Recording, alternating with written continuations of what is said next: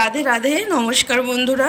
তো আজকে আমার ছেলের হাসপাতালের ভিডিও তোমাদের সাথে শেয়ার করব। তো এতদিনও আমি ভিডিওটা আপলোড করতে পারিনি, কারণ আমার ফোনের ডিসপ্লেটা আমার ছেলে ভেঙে ফেলে। তো এই কারণে আমি ফোনটা সার্ভিস সেন্টারে দেই, তো এই জন্য ফোনটা ঠিক করতে এতদিন লেট হয়ে গেল। আমি কালকেই ফোনটা ঠিক করে নিয়ে এসেছি, তো এই জন্য এই ভিডিওটা আমি আজকেই আপলোড করছি। তো দেখো, আমার ছেলেকে যেদিন অ্যাডমিট করা হয়, এই হচ্ছে বৃন্দাবন রামকৃষ্ণ মিশন। এখানেই আমাদের কোনো কিছু হলে অ্যাডমিট হতে হয়। তো এই রামকৃষ্ণ মিশন, তো এই রামকৃষ্ণ মিশনে ভালো ভালো বড় বড় স্পেশালিস্ট ডাক্তার রয়েছে। তো আমাদের রাধাকুণ্ডে বড়সড় কোনো ডাক্তার নেই, ট্রিটমেন্টের ভালো ব্যবস্থা নেই। তো আমাদের কিছু হলে বৃন্দাবনেই আসতে হয়। তো রাধাকুণ্ড থেকে বৃন্দাবন বেশি দূর নয়, 22 কিলোমিটার। তো যাই হোক, তো দেখো, তো এই হাসপাতাল এত ক্লিন, এত পরিষ্কার পরিচ্ছন্ন, মানে এই হাসপাতালে এসে মনেই হবে না যে আপনি হাসপাতালে এসেছেন। মানে অল টাইম 24 ঘন্টা সাফ সাফাই, সকাল বিকাল ঝাড়ু লাগানো, পোছা লাগানো, মানে বাথরুম পরিষ্কার করা, দেখে মনে হচ্ছে যে হসপিটাল মানে কাচের মতো চকচক করছে, এত সুন্দর হসপিটাল। তো আমরা রাধাকুণ্ডে যত সবাই আছে, সবার কোনো কিছু হলে সবাই এই বৃন্দাবনে রামকৃষ্ণ মিশনে অ্যাডমিট হয়। তো এই হাসপাতালের ভিতরে কোনো আরোর জলের ব্যবস্থা নাই, বিসলারি জলের ব্যবস্থা নাই। এই জন্য আমাদেরকে নিচে এসে বাইরে থেকে জল কিনে নিয়ে যেতে হতো। তো ওর বাবা নিচে এসে জল কিনে নিয়ে যেত, কারণ আমাদের এই বৃন্দাবনের লোকাল জল আমাদের শ্যুট করে না।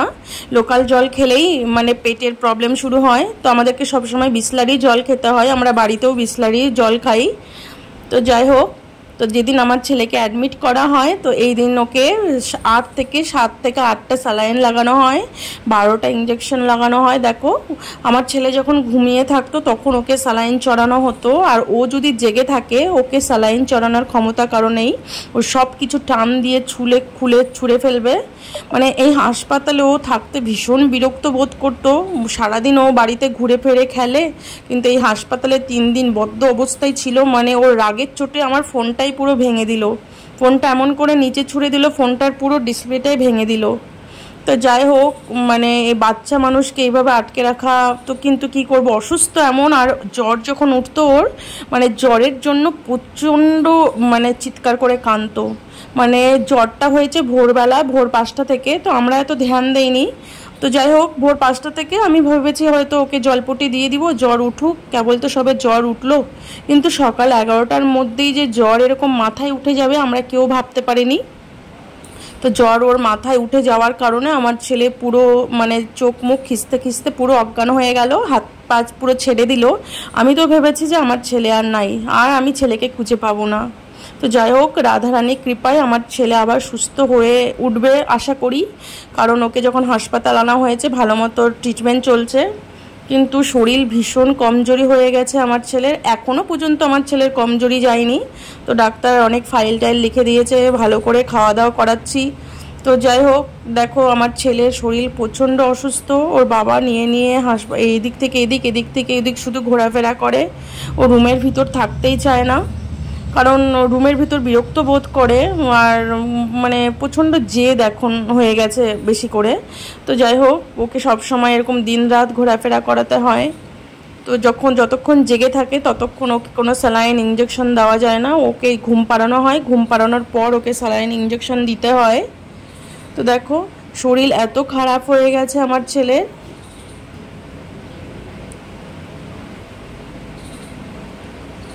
তো ওর বাবা কোলে নিয়ে নিয়ে ঘুরবে, কিন্তু কতক্ষণ করবে, ফের আমি কোলে নিয়ে নিয়ে ঘুরি, মা ঘোরে। তো আমরা 3জনেই ছিলাম, আমার মা, আমি আর আমার বর, আমরা 3জনেই ছিলাম। তো দেখো, হাতে চ্যানেল করে দেওয়া হয়েছে, কতবার ওই চ্যানেলটা ধরে ও টান দিতে নাই খুলে ফেলার জন্য, কিন্তু কি করব, জোর করে করে রাখতে হয়।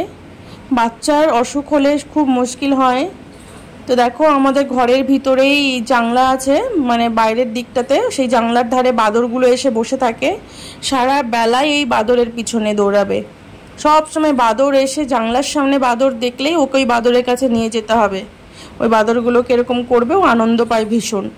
ও ছোটোবেলা থেকেই আমাদের বাড়িতেও যখন বাদর আসে, ও বাদর দেখতে ভীষণ ভালোবাসে। তো দেখো, জানলার পাশে সব বাদরগুলো এসে বসে আছে। নেট লাগানো আছে যদিও, আর নেট লাগানো না থাকলে ওরা এসে একদম কামড়ে দেবে, জানলার ভিতর থেকে হাত ঢুকিয়ে দেবে। দেখো ওদের হাতে নৌকো বড় বড়, হাত ঢুকিয়ে দিলে কেটে যাবে হাত, এই জন্য এই নেটের গেটটা লাগানো আছে। আর এই বাদরগুলো সারা দিন এই জানলার কাছে এসে বসে থাকবে, কারণ এখানে পেশেন্টরা ওদের খেতে দেয়। তো আমাদের কাছেও যা কিছু খাওয়ার ছিল ওদের সব খেতে দিয়েছি, এই জন্য জানলার কাছ থেকে আর ওরা সরে যাচ্ছে না।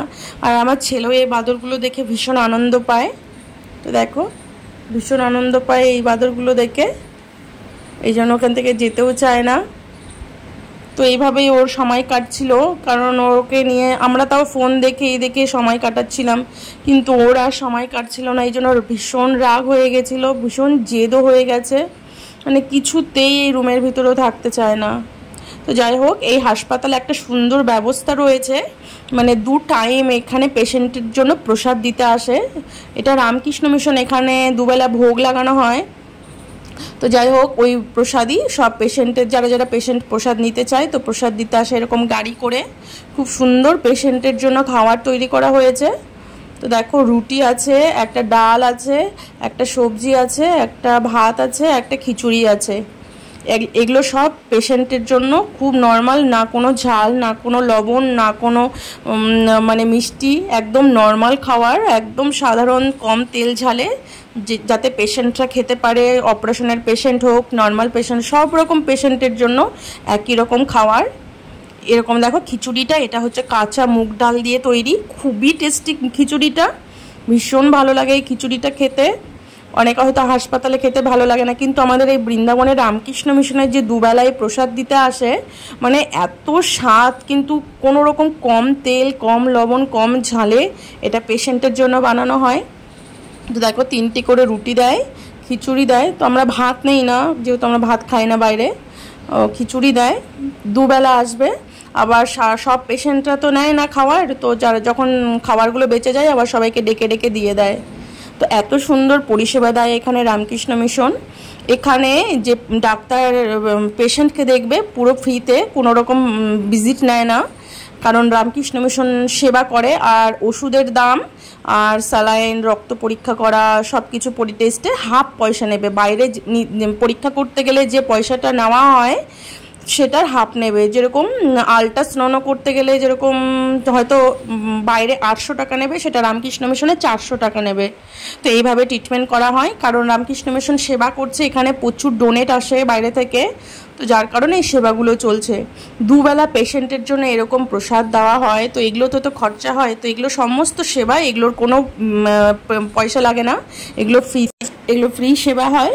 তো সব ফ্রিতেই প্রসাদ দেয়। তো যাই হোক, খুব ব্যবস্থা ভালো, খুব সুন্দর ব্যবস্থা। তো ভিডিওটা এখানেই শেষ করছি। রাধে রাধে, সবাই ভালো থাকবেন, সুস্থ থাকবেন।